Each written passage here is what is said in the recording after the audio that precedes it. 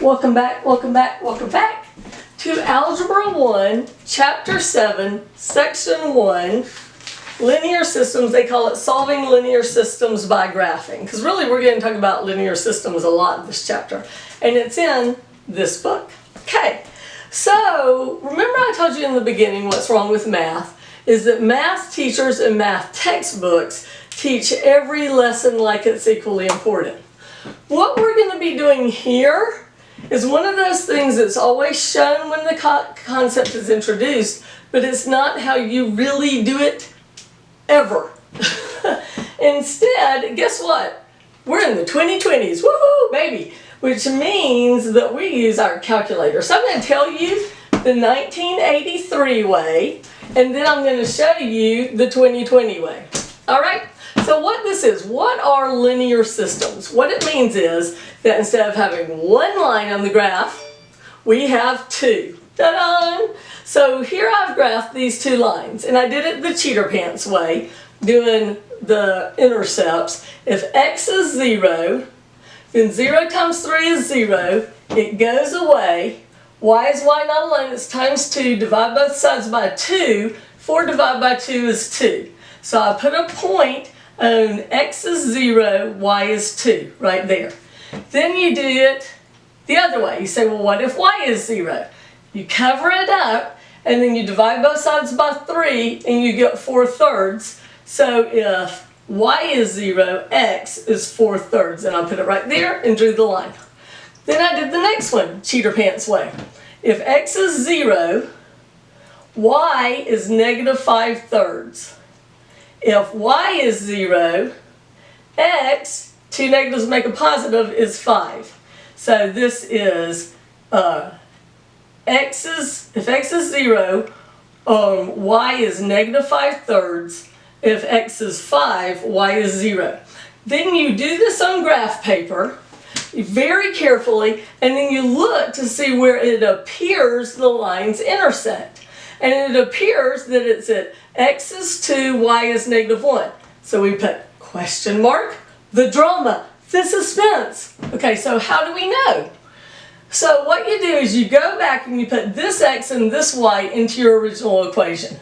So 3 times 2 plus 2 times negative 1, does that equal 4?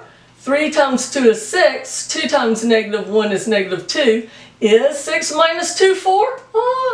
Yes, 4 equals 4. So that is correct. We do the same thing now with this one. We put in x, 2 for x, and 3 for negative 1 here by the 3 for y. And then 3 times negative 1 is negative 3. Is negative 2 minus 3 negative 5? Yes, it is. So we know this is the answer. The answer to linear systems is where they intersect, where they cross. Okay? So here's another one. X plus y equals negative 2. If x is 0, y is negative 2. If y is 0, x is negative 2. Dot, dot, there's your line. Now we do it again. If x is 0, then y is 3. You divide both sides by negative 3. Negative 9 divided by negative 3 is 3. You put a point. Then if y is 0, negative 9 divided by 2 is negative 4.5. So we draw that line. And then we see there's negative 4.5. Then it appears to intersect at negative 3, 1. So we put them back in, and it does. Now, nobody does that. I don't want you to do it. That's 1983. I enjoyed 1983. It was a great year. Great music, great times.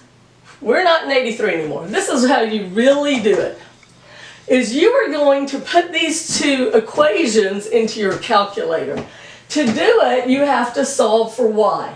So we're going to do this one the real way. So first, we got to get y alone. How do we do that? By doing the opposite. Meaning what's happening to it. And right now, why it's not alone is it has a plus x. So we do the opposite. We do minus x to both sides. And by tradition, you write x's before bare numbers. And your calculator can handle it even if you forget that. So our first equation, I'm going to call it y1, equals negative x minus 2. Negatives at the beginning, minus in the middle, because minus in the middle both start with m. Okay, now we do this one. Why is y not alone? Well, two things, the 2x and the 3, we work from what's further away to what's closer. Subtract 2x from both sides, you get negative 3y equals negative 2x minus 9.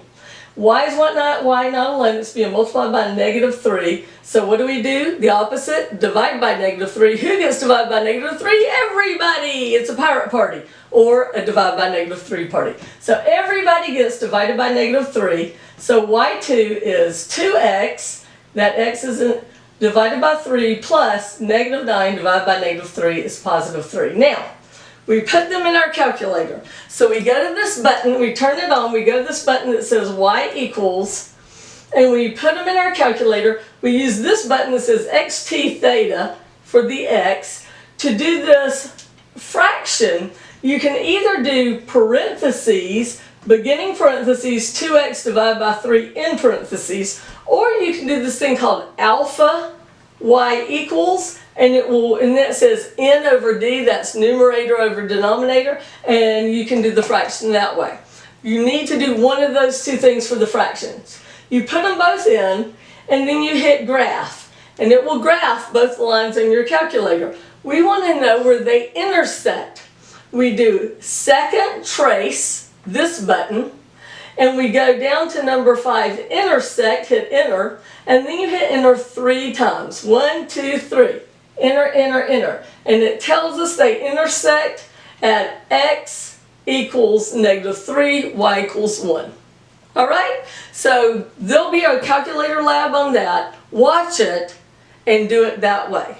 Math is great.